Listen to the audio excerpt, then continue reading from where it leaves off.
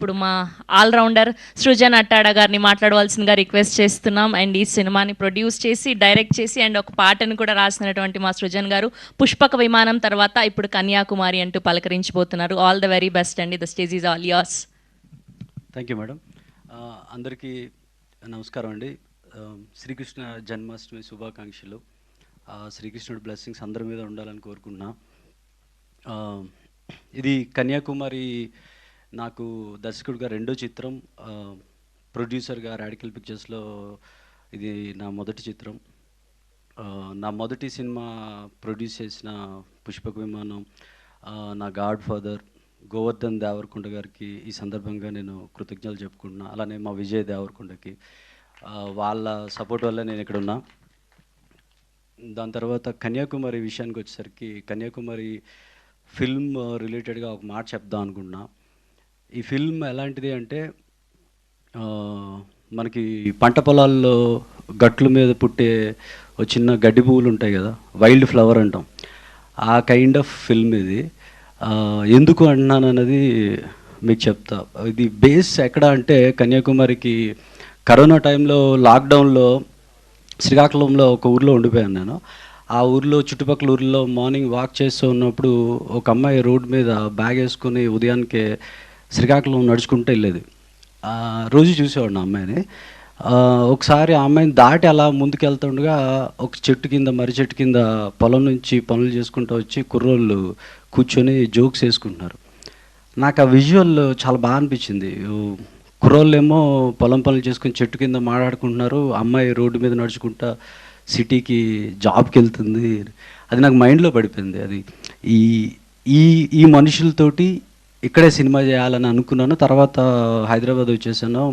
ఈ పుష్పక విమానం పనుల్లో పడిపోయాను, కానీ మనసు ఆ కథ మీదకి వెళ్తూ ఉంది. కాకపోతే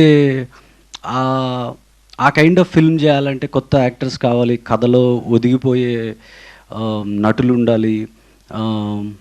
కొత్తలతో సినిమా చేస్తే పరిస్థితి ఏంటనేది అందరికీ తెలుసు, మన మీడియాకి తెలుసు, ఫిల్మ్ రిలేటెడ్ అందరికీ తెలుసు. నువ్వు ఫెయిల్ అయిపోతావు, రిలీజ్ అవ్వదు, money, all these are challenges. ఎందుకో మరి నాకు మనసుకి ఇదే చేయాలనిపించింది. ఏమైతే అయింది, ఇది చేయాలనుకున్నా.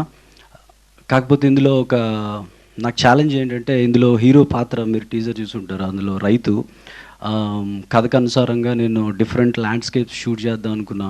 ఇప్పుడు మనం చూస్తే వర్షాకాలంలో భూమి అంతా గ్రీన్గా పచ్చగా ఉంటుంది, ఎండాకాలంలో బ్రౌన్గా ఉంటుంది, జాన్వరి ఆ టైంలో ఆ ఏరియాలో కొద్దిగా ఎల్లోయిష్గా ఉంటుంది.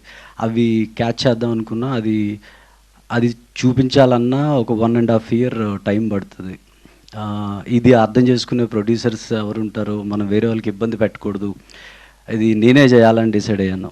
బట్ నేనే చేయాలి అని అంటే మెయిన్గా మనీ ఉండాలి. సో ఇంటెన్షన్ ఉంది కానీ మనీ లేదు. కొద్దిగా నా దగ్గర ఉన్న డబ్బులు, ఇంట్లో ఉన్న డబ్బులతో శ్రీకాకుళం వెళ్ళిపోయి దారిలో విజయవాడ కనకదుర్గమ్మ టెంపుల్ దగ్గర దిగి నీదే భారం అని వెళ్ళిపోయాను. ఫస్ట్ స్కెడ్యూల్లోనే ఉన్న డబ్బులన్నీ అయిపోయి అక్కడ టోటల్గా ఏం చేసామంటే ఒక 4-5 ఇల్లులు తీసుకొని టోటల్ క్యాస్ట్ అండ్ క్రూ అక్కడే ఉండిపోయాము. ఒక 8-9 months అక్కడే ఉండిపోయాము. మళ్ళీ వెళ్తూ వస్తూ ఉన్నాం. ఇప్పుడు మీరు చూసిన టీజర్లో చూసిన గీత్ సాయిని మాట్లాడే విధానం కానీ, తను ఎక్కడి నుంచి పట్టిందంటే, వాళ్ళకి సీన్స్ని ప్రాక్టీస్ చేయించలేదు, వాళ్ళకి ఆ క్యారెక్టర్స్, ఆ క్యారెక్టర్ ఎలా మాట్లాడతారు, ఎలా ఉంటారు, అది రియల్ లైఫ్లో శ్రీకాకుళంలో చూసి తను పట్టుకొని చేసింది. సో అంత గ్రౌండ్ వర్క్ చేసాము.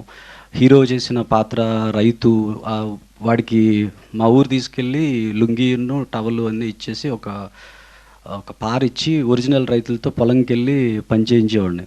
వాళ్ళతో వెళ్ళిపోని, వాడు వాళ్ళతోనే వెళ్ళి వచ్చేవాడు. So that is how we made it. అందుకే నేనే బేసిక్గా ఫిల్మ్ మేకింగ్లో మనం స్క్రిప్ట్ రాస్తాము, తర్వాత ఎక్కడో ఒక రూమ్లో ఉండి స్క్రిప్ట్ రాస్తాము, తర్వాత ఎక్కడికి వెళ్ళి షూట్ చేస్తాము. నాకెందుకో ఇది ఒక రూమ్లో ఉండి స్క్రిప్ట్ రాయాలనిపించలేదు. ఆ రియల్ లొకేషన్స్కి వెళ్ళిపోయి అక్కడ ఉన్న మనుషులతోని వీళ్ళని కూడా అక్కడికే తీసుకెళ్ళిపోయి ఆ ప్రాసెస్లో తయారు చేసిన ఫిల్మ్ ఇది కన్యాకుమారి. ఒక సినిమా తీసేటప్పుడు అవి ఇప్పుడు పల్లెటూరులో ఏమనేవాళ్ళంటే మళ్ళీ మళ్ళీ ఎందుకు రాస్తున్నాడు ఈడు అన్నట్టు అనేవాళ్ళు. సేమ్ ఊరు షూటింగ్కి వెళ్తూ ఉండేవాడిని.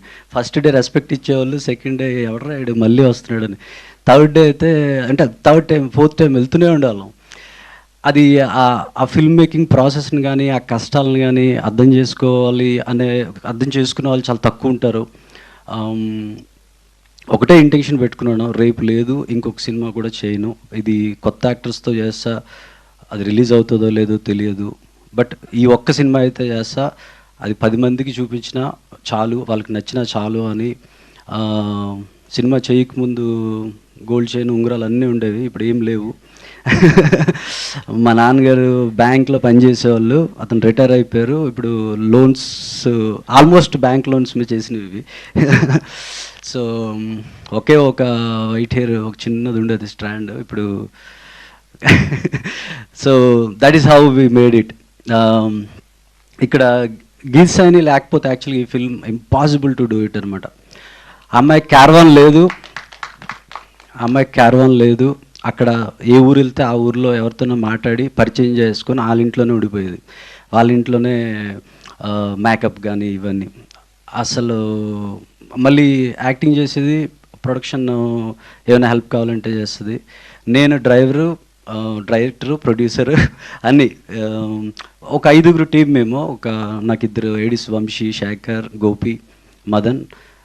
ఏడీస్ వాళ్ళే, ప్రొడక్షన్ టీం వాళ్ళే, ప్రొడ్యూసర్స్ వాళ్ళే, ఎగ్జిక్యూటివ్ వాళ్ళే, ఎవ్రీబడి ఆ 5గురమే సినిమా చేసాము గీత్ సైనితో. సో ఇలాంటి ఫిల్మ్, అందుకే వైల్డ్ ఫ్లవర్ అన్న శ్రీకాకుళంలో ఎక్కడో చేసాం ఈ ఫిల్మ్ని. అలాంటి ఆ వైల్డ్ ఫ్లవర్, ఆ న్యాచురల్ ఫిల్మ్ని జనాల ముందుకి తేవాలి అని అంటే, అసలు నేను షూట్ చేస్తున్నప్పుడు కూడా చెప్పా కదా, నేను ఇది రిలీజ్ చేయలేను, అసలు దీన్ని ముందుకు తీసుకెళ్తానా లేదా అనేది నాకు తెలియదు. ఇక్కడికి వచ్చి ఫిల్మ్ అయిపోయిన తర్వాత, ఫిల్మ్ కంప్లీట్ అయిన తర్వాత ఒక 100-150 మెంబర్స్ చూపించాను నేను నార్మల్ ఆడియన్స్కి. వాళ్ళ రియాక్షన్స్ చూసిన తర్వాత ఒక కొంత సాటిస్ఫాక్షన్, హ్యాపీ అనిపించింది. అమ్మ వి అచీవ్డ్ సంథింగ్ అని. ఇప్పుడు ఇది ఎలా ముందుకు తీసుకెళ్ళాలి ఏంటి అని అంటే, మధుశాలిని మేడం గారు సినిమా చూశారు. ఆవిడకి ఎంత నచ్చింది అంటే, ఆవిడ బేసిక్గా ఇలాంటి ఫిల్మ్స్ టికెట్ కొని థియేటర్కి వెళ్ళడానికే కొద్దిగా భయపడే టైంలో డబ్బులు పెట్టి సినిమాని ముందుకు తీసుకెళ్ళడానికి వచ్చారు ఆవిడ. So thank you madam. నేను చెప్పా కదా, దుర్గాదేవిని ముక్కొని నీదే భారం అన్న.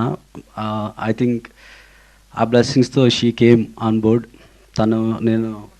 నేను అలానే ఫీల్ అవుతున్నా. ఈ సినిమా ముందుకు వస్తుంది అని అంటే అది మధుశాలిని గారి యొక్క సపోర్ట్. మీకు కన్యాకుమారి ఫిల్మ్ గురించి ఇంకోటి చెప్పాలి ఏంటంటే, ఇది హైలీ ఎంటర్టైనింగ్గా ఉంటుంది, న్యాచురల్ క్యారెక్టర్స్తో ఉంటుంది, మనసుని హత్తుకునే సీన్స్తో ఉంటుంది, మనం ఒక రియల్ ఎమోషన్స్తో చూసే ఫిల్మ్లా ఉంటుందన్నమాట. ఆగస్ట్ 27th వద్దాం అనుకుంటున్నాం, కానీ ఒక చిన్న సినిమా, జస్ట్ కంటెంట్ని నమ్మి తీసిన సినిమా ఇది జనాల ముందుకి ఇంకా ముందుకు తీసుకెళ్లాలన్నా మాకు సపోర్ట్ కావాలి. దాన్ని అంటే చెప్పాను కదా, ఇప్పుడు మేము పడిన కష్టాలను చెప్పుకుంటే బుక్ రాయొచ్చు, కానీ చెప్పుకోవడం ఇష్టం లేదు. బట్ ఇది ముందుకు తీసుకెళ్ళాలి అంటే సపోర్ట్ కావాలి. నాకు బాగా ఇష్టమైన ప్రొడ్యూసర్ బన్నివాస్ గారు, తనకి జడ్జిమెంట్ చాలా బాగుంటుంది. తనకి అప్రోచ్ అయ్యాము, we want to show the film to him. తనకి నచ్చితే మాకు కావాల్సిన సపోర్ట్ వస్తుందని మేము అనుకుంటున్నాము. అలానే ఆగస్ట్ 27th ఇది ఆడియన్స్, మీరు బేసిక్గా ఒక ఎక్స్పీరియన్స్ కావాలి అనుకుంటే, ఒక పల్లెటూర్లు, పంట పొలాలు, మనసుకు హత్తుకునే క్యారెక్టర్స్, వాటిలో ఒక అనుభూతి పొందాలనుకుంటే కన్యాకుమారి ఫిల్మ్కి రావాలని కోరుకుంటున్నాను. అలానే ప్రవీణ్ కంద్రేగుల సినిమా బండి తీశాడు, శుభం తీశాడు, ఎక్స్ట్రాడినరీ ఫిల్మ్ మేకర్. సినిమా బండి నాకు తెలిసి ఆల్మోస్ట్ అలానే చేశాడు.